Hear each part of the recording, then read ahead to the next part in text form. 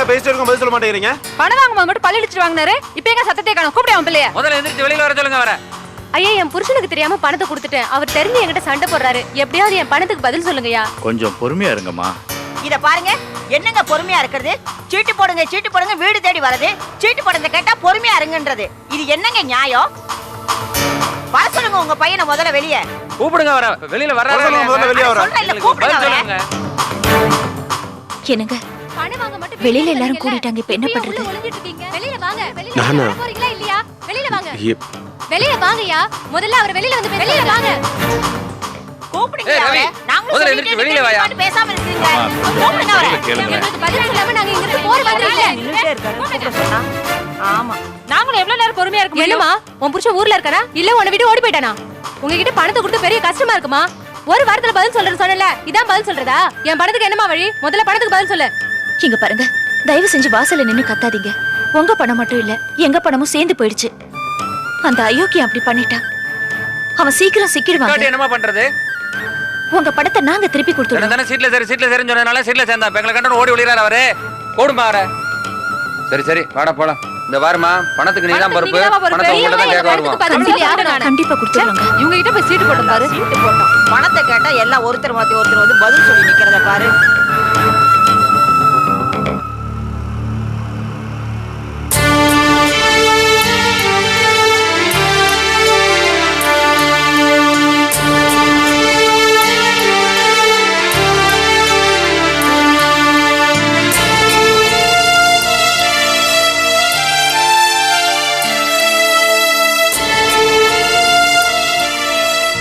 போயிட்டாங்களா? போயிட்டாங்க. வாங்க.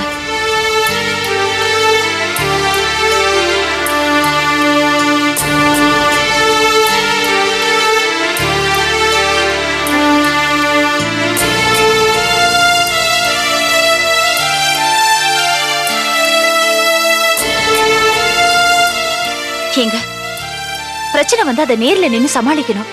இப்படி ஒதுங்கினா எப்படி? லீலா, அடிதடினா கூட நான் சமாளிச்சிருவேன். பண விஷயம் எல்லாரும் திட்டுறத என்னால காது கொடுத்து கேட்க முடியல. சரி, நான் காஃபி போட்டு எடுத்துட்டு வரேன். அதை குடிச்சிட்டு வசூலுக்கு டைம் ஆச்சுல, கிளம்புங்க. லீலா, நான் போகல. ஏங்க? என்னால கலெக்ஷனுக்கு போக முடியாது லீலா. ஏங்க அப்படி சொல்றீங்க? எப்படி லீலா என்னால வெளியில தலை காட்ட முடியும்? சீட்டு போட்டவங்களை யாரையாவது வழியில பார்த்தனா பிரச்சனை. ஏற்கனவே வீடு ரோடும் அசிங்கப்பட்டு கிடக்குது. ஏங்க இப்படி இருக்கீங்க? கலெக்ஷனுக்கு போகாம இருந்தா நமக்கு தாங்க நஷ்டம். இத பாருங்க, நீங்க இவ்வளவு தூரம் பயப்படுறது சரியில்லைங்க. இப்ப வந்திருக்கிற பிரச்சனையை சமாளிக்கிறதுக்காவது நம்ம கிட்ட பணம் வேண்டாமா? கலெக்ஷனுக்கு போனா தானே நமக்கு வர வேண்டிய பணம் வசூலாகும். எதுக்கோ பயந்துட்டு நீங்க வீட்லயே இருந்தா மேற்கொண்டு நமக்கு தானங்க பாதிப்பு. ரவி, லீலா சொல்றதும் கரெக்டு தான்ப்பா. போ, நீ வழக்கம் போல கலெக்ஷனுக்கு போயிட்டு வா. பாத்தியாமா அவன? என்னங்க பேசாம இருக்கீங்க? எப்படி லீலா வெளியில போறது? இத்தனை நாளா மரியாதை கொடுத்தவங்க இப்ப திருட மாதிரி பாக்குறதையும் பேசுறதையும் என்னால கேட்க முடியல. ரவி, நீ இதை ஏன் வருத்தப்படுற? நீ ஒன்னும் தப்பு பண்ணலையே, நீ எதுக்காக பயப்படுற? அப்பா, என் மனசுல இருக்கிறத புரிஞ்சுக்க ப்ளீஸ். மாமா, இதுக்கு ஒரே வழிதான் இருக்கு. என்னம்மா வழி? அந்த திருட்டு ராஸ்கல் மாட்டினாதான் இந்த பிரச்சனை முடியும். ஆனா அவ எப்ப மாட்டுவான்னு தெரியாது. அதனால இவர் சீட்ல சேர்த்து விட்டார் இல்லையா, அவங்களுக்கெல்லாம் பணத்தை நாமளே செட்டில் பண்றதுதான் ஒரே வழி. அது எப்படிமா முடியும்? மாமா, என் நகையெல்லாம் வித்துடலாம். என்னது? அதை வித்து வர பணத்துல இவர் யார் யார்கிட்ட எல்லாம் பணத்தை வாங்கி சீட்ல சேர்த்து விட்டாரோ அவங்களுக்கெல்லாம் பணத்தை திருப்பி கொடுக்க முடியும். இல்ல, உன் நகையெல்லாம் எதுவும் தொட வேண்டாம். பரவாயில்லங்க, ஆபத்துக்கு உதவலன்னா அந்த நகை இருந்து என்ன பிரயோஜனம்? உன் நகையை விற்கிறதுல எனக்கு இஷ்டம் இல்ல. எதையும் விற்க வேண்டாம். இத பாருங்க, யார்தான் நகையை இஷ்டப்பட்டு விக்கிறாங்க? இப்ப எதுங்க முக்கியம்? வாழ்க்கையே போன மாதிரி நீங்க முடங்கி கிடக்குறீங்களே. நீங்க பழைய மாதிரி ஆகணும், தொழில பார்க்கணும். உங்க கௌரவம் தாங்க எனக்கு முக்கியம், நகைங்க இல்ல. அது இல்ல லீலா. இத பாருங்க, அன்னைக்கு நீங்க தானே சொன்னீங்க வேற வழியே இல்லன்னா நகைங்களை தொடணும்னு. இப்ப வேற வழியே இல்லங்க. இன்னும் 2 பேர் வந்து உங்ககிட்ட சத்தம் போட்டா போதும், நீங்க இன்னும் மனசு உடைஞ்சு போயிடுவீங்க. இந்த அசிங்கத்துல இருந்து காப்பாத்துறதுக்கு உதவாத நகை நமக்கு எதுக்குங்க? ஆமாண்டா ரவி, லீலா சொல்றதுதான் கரெக்ட். நானும் என்னோட நகையை தரேன், அதையும் வித்து இந்த பிரச்சனையை முடிச்சிருடா. அத்தை, உங்க நகைங்களா வேணாம் அத்தை, ஏன் நகைங்களே போதும். என்னம்மா லீலா?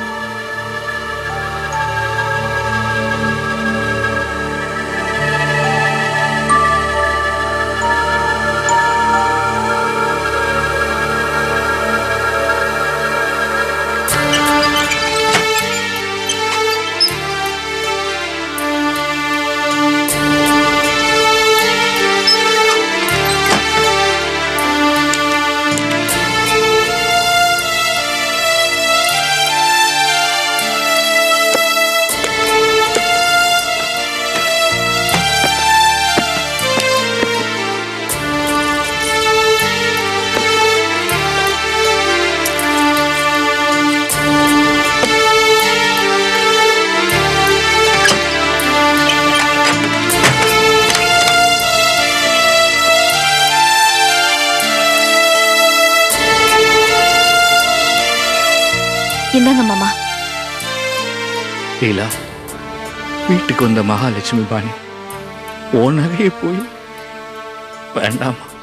நமக்கு கௌரவம் தான் மாமா முக்கியம். இவருக்கு திருட்டு பட்டம் வரும்போது அதுக்கு என்ன விலை கொடுத்தாவது அதை துடைக்கணும். தயவு செஞ்சு புரிஞ்சுக்கோங்க. இந்த நகைங்களை வித்து வர பணத்துல பைசா பாக்கி இல்லாம எல்லாருக்கும் செட்டில் பண்ணிடணும். வாங்கிக்கோங்க மாமா, வாங்கிக்கோங்க மாமா. வேண்டாமா? பரவாயில்ல மாமா, வாங்கிக்கோங்க, வாங்கிக்கோங்க மாமா.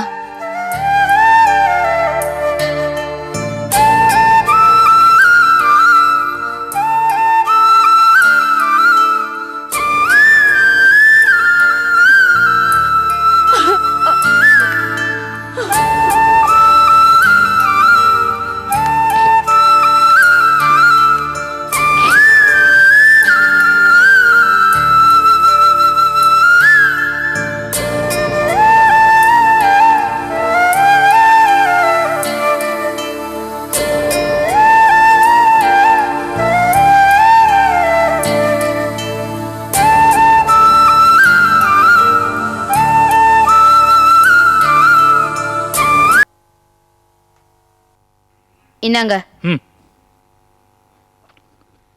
நிர்மலா, நான் இன்ஸ்டன்ட் தூள் போட்ட காஃபி தானே குடிப்பேன். இது என்ன காஃபில புளியம் கொட்டப்பட்ட மாதிரி இருக்கு? இது நான் போட்ட ஃபில்டர் காஃபி. ஃபில்டர் காஃபி போட தெரிஞ்சா போடணும். நான் இன்ஸ்டன்ட் தூள் போட்ட காஃபி தான் குடிப்பேன். எதுக்கு இதை கொண்டு வந்த? அந்த காஃபி பவுடர் தீந்து போச்சுங்க, இன்னைக்கு ஒரு நாள் அட்ஜஸ்ட் பண்ணிக்கோங்களேன்.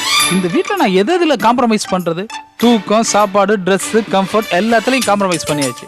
இந்த வீட்டில் எல்லாரும் சந்தோஷங்கிற சூரியனை ஒரு டேபிள்ல மாதிரி யூஸ் பண்றீங்க. அதெல்லாம் ஒண்ணும் கிடையாது. சமாளி.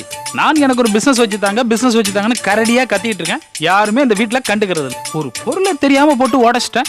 It was slip, just slip. அத காரணமா வச்சு என் பிசினஸ் மேட்டர் அப்படியே மறந்துட்டாங்க. அதெல்லாம் ஒண்ணும் கிடையாதுங்க. அண்ணாங்க 2 பேரும் புது கடை பிசினஸ் ஆரம்பிச்சிருக்காங்க, அதுல கான்சென்ட்ரேட் பண்ணிட்டு இருக்காங்க. ஆமா, பெரிய மல்டிநேஷனல் கம்பெனி கான்சென்ட்ரேட் பண்ணிட்டே இருக்காங்க. கொஞ்சம் அசால்ட்டா இருந்தாலும் அப்படியே ஷேர் வேல்யூ டவுன் ஆயிடும் பாருங்க. சும்மா 2 நாள் அழிப்புற காய்கறி வியாபாரம் அது பெரிய வைர நெக்லஸ் வியாபாரம் அளவுக்கு பில்டப் கொடுத்துட்டு இருக்காங்க. லாரி பிசினஸ் வேற இருக்குல்ல. ஓ, அது வேற இருக்குல்ல. ராஜம் டிரான்ஸ்போர்ட் குப்பை அள்ளுற மாதிரி ஒரு லாரி, அதை ஒரு தடவை எடுத்துட்டு போய் தான் என் டிரைவிங் ஹிஸ்டரியிலே ஒரு பிளாக் மார்க் விழுந்துருச்சு. இப்படி கூடவே இருந்துட்டு எல்லாரையும் குறை சொல்லிட்டே இருக்கீங்களே. எனக்கு ஒரு பிசினஸ் இருந்தா நான் ஏன் சொல்ல போறேன்?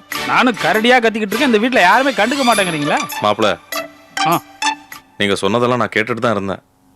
கேட்டுக்கிட்டு தான் இருக்கீங்க ரொம்ப நாளா. ஆனா அதை பத்தி ஒரு பதிலும் சொல்றது இல்ல. இல்ல, பிசினஸ் ஆரம்பிச்சிடலாம்.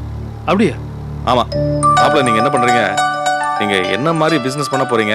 அதுக்கு எவ்வளவு முதலீடு தேவை? அதுக்கு என்னென்ன பொருள்லாம் வாங்கணும்? மார்க்கெட்ல அது என்ன ரேட்ல விற்குது?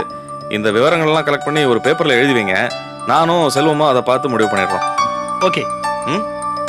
சரோ, என்னங்க? குழந்தை எடுத்துட்டு கிளம்பு, தடுப்பூசி போட்டு வந்துடலாம். சரிங்க. அப்புறம் ஒரு விஷயம், எனக்கு பைக் வேணும். பைக் எதுக்கு? இந்த விஷயமா டீடைல் கலெக்ட் பண்ணணும். அப்புறம் நிறைய இடத்துக்கு போய் கொட்டேஷன் வாங்கணும். அப்புறம் இன்டர்நெட் போய் வெப்சைட்ல பிரிண்ட் அவுட் எடுக்கணும். அதான். இல்ல, குழந்தைக்கு தடுப்பூசி போடுறதுக்கு சரவை கூட்டிட்டு நான் பைக்ல தானே போறேன். நான் 4-5 இடத்துக்கு அலைய வேண்டியிருக்கேன், அதான் கேட்டேன். இல்ல, ஒண்ணு செய்யுங்க. உங்களுக்கு அவசரம் எல்லாம் ஒண்ணும் இல்ல. ஒரு 2 மாசம் கழிச்சு கூட டீடைல்ஸ் எல்லாம் கலெக்ட் பண்ணலாம். இல்லங்க, இதெல்லாம் உடனே பண்ணி ஆகணுமே. இல்ல, பைக் எனக்கு வேணுமே. இல்ல, நான் ஆட்டோலயே போய்க்கிறேன், நீங்க பைக்ல போங்க. சரி, கிளம்புறேன். பாசரம். வர நிர்மலா. நிர்மலா, உங்க அண்ணன் ஒரு துருப்பிடிச்ச சைக்கிளை வச்சுக்கிட்டு வித்தக்கார மாதிரி சுத்திட்டு இருந்தாரு. இப்ப பைக் இல்லாம போக மாட்டாராம். இவரே இந்த அளவுக்கு பேசும்போது நான் எந்த அளவுக்கு பேசணும், இதெல்லாம் நீ கொஞ்சம் யோசிக்கணும். பைக் விஷயத்துல வேற காம்ப்ரமைஸ் பண்ணியாச்சா? சரி, இந்த குடும்பத்துல வந்து மாட்டியாச்சு. எவ்வளவுமா கீரை? 4 ரூபாமா. என்னம்மா கட்டு சின்னதா இருக்கு, 4 ரூபான்னு சொல்ற? நாங்க என்னம்மா பண்றது, எங்களுக்கு வர்றதே அப்படிதான் வருது. 3 10 ரூபான்னு கொடு.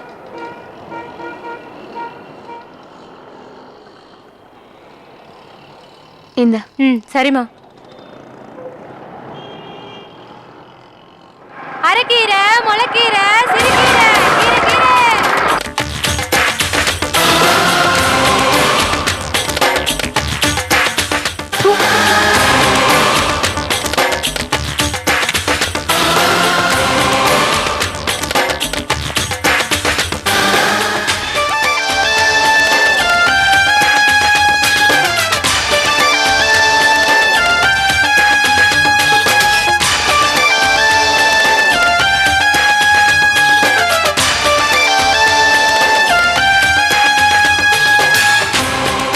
சார்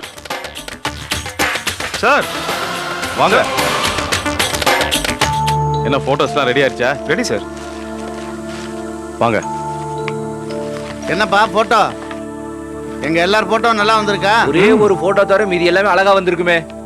எப்படிரா இவ்வளவு பெருந்தன்மையை உண்மையை ஒத்துக்கிற? சார் சார் அப்படிலாம் ஒண்ணும் இல்ல சார். எல்லா போட்டோவும் ரொம்ப அழகாவே வந்திருக்கு. எல்லாரும் ஒரு விதத்துல அழகா இருக்கீங்கன்னா பாத்துக்கோங்களேன். இப்படி எல்லாம் போய் சொன்னா காசு கொடுப்பேன்னு நினைச்சீங்களா? சே சே அப்படிலாம் ஒண்ணும் இல்ல sir. As a photographer I'm saying. இப்போ உதாரணத்துக்கு உங்களுக்கு கண்ணு ரொம்ப அழகா இருக்கு sir. Very powerful eyes. Thank you. டோ சார் ஃபேஸ் எடுத்துக்கோங்க. இவரோட ஃபேஸ்ல ரஃப் அண்ட் டஃபா ஒரு மேன்லினஸ் இருக்கு சார்.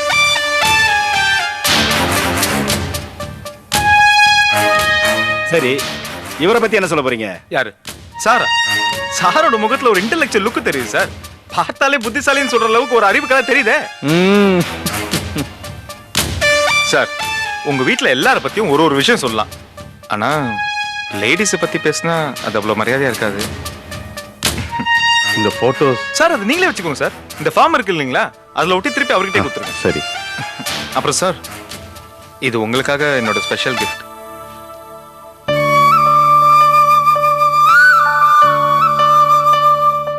எப்படிங்க? நாங்க 2 பேரும் தனித்தனியா இருந்தோம், இதுல ஒண்ணா நிக்கிறோம். தனித்தனியா தான் சார் நின்னீங்க. ஆனா உங்க 2 பேரோட ஜோடி பொறுத்தும் அவ்வளவு பிரமாதமா இருந்துச்சு சார். அதனால தான் நானும் 2த்தையும் ஒண்ணா சேர்த்து பிரிண்ட் போட்டேன். இது ஒரு சின்ன டெக்னிக்கல் ஒர்க் தான் சார். ரொம்ப நல்லா தான் போட்டோஸ்லாம் எடுத்திருக்கீங்க சார். பேச்சோட நிறுத்துறாதீங்க சார். உங்க வீட்ல எந்த விசேஷமா இருந்தாலும் கண்டிப்பா நீங்க என்னதான் கூப்பிடணும். சொந்த வீடு மாதிரி இருந்துச்சு நான் ஓடி வந்துருவேன் சார். ஏங்க இப்படி ஒரு வேலையை பண்ணிருக்கீங்க, உங்களை கூப்பிடாம இருப்பேனா? இது என்ன சார் வேலை? உங்க வீட்டுக்குள்ள மட்டும் என்ன நுழைய விடுங்க. இதோட ஏகப்பட்ட டெக்னிக்கல் ஒர்க்லாம் நான் காட்டுறேன். அப்ப நான் கிளம்பட்டுமா சார்? ஓகேங்க.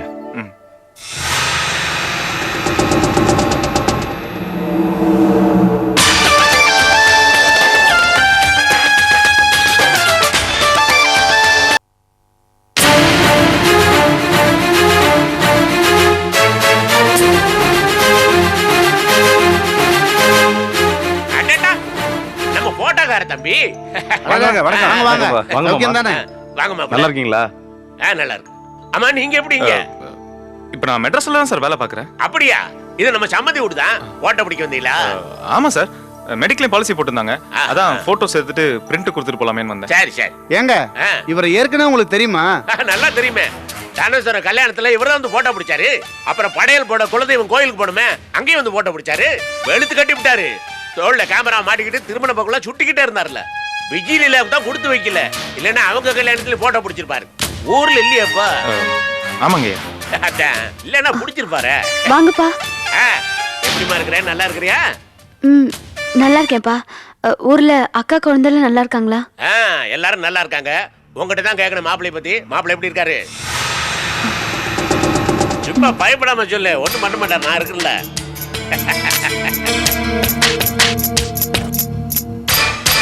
உங்களுக்கு இந்த அளவுக்கு இவரை பத்தி தெரிஞ்சிருக்கு, ஏன் விஜய்க்கு இவரை தெரியாதா? ஏன் தெரியாம? நல்லா தெரியுமே. ஏன் விஜய்?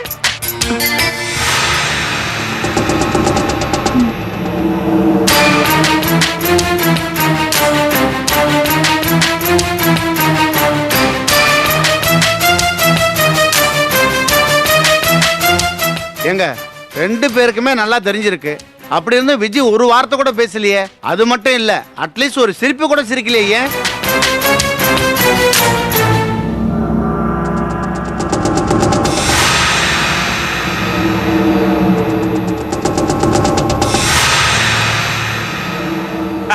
அதுவா, அதுதான் சிதம்பரம் பொண்ணுங்கிறது. புரியலையே. சிரிக்க தெரியாமலே பொண்ணை வளர்த்துட்டீங்களா? அப்படி இல்லைங்க, என் பொண்ணுங்க தெரிஞ்சவங்களா இருந்தாலும் ஆம்பளைங்களா இருந்தா சட்டுன்னு சிரிக்க மாட்டாங்க. என் விஜய் இன்னும் அப்படி இருக்கிறது எனக்கு ரொம்ப சந்தோஷமா இருக்கு. பூந்த இடத்துல நல்ல பேர் கிடைக்கும் இல்ல.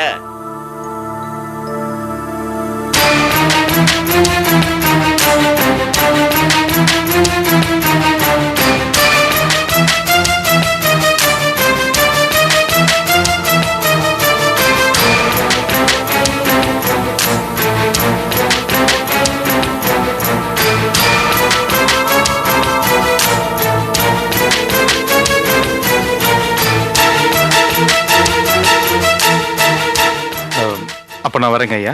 கிளம்பிட்டீங்களா? நல்ல தம்பி, வரேங்க. அடிக்கடி வந்து போயிட்டு இருக்க. இது நம்ம வீடு மாதிரி. சரிங்க, வரேன். சரிங்க, தம்பியை பார்த்ததுல ரொம்ப சந்தோஷம்.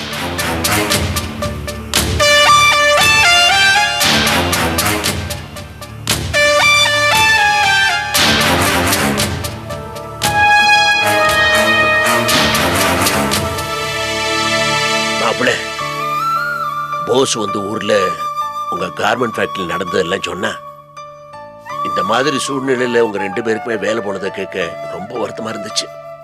இதுல வருத்தப்படுறதுக்கு ஒண்ணும் இல்ல மாமா, உடனே வேலை கிடைச்சிடும். எனக்கு உங்களை பத்தி ஒரு கவலையுமே இல்லை மாப்பிள்ள. சாமர்த்தியம் இருக்குது, அனுபவம் இருக்குது, நிறைய பேரை தெரியும். ஆனா அந்த போஸ் அப்படி இல்லை, அப்புறம் நீ ஒண்ணுமே தெரியாது. மாமா, எனக்கு எந்த கம்பெனில வேலை கிடைச்சாலும் உடனே போசம்னா கூட்டிக்குவேன். நான் ஃபோன் பண்ற வரைக்கும் அவர் அலர்குளத்திலே இருக்கட்டும். நான் ஃபோன் பண்ண பிறகு சென்னைக்கு அனுப்புங்க. நல்லது மாப்பிள்ள. அப்பா கூப்பிட கேட்டு வரேன்.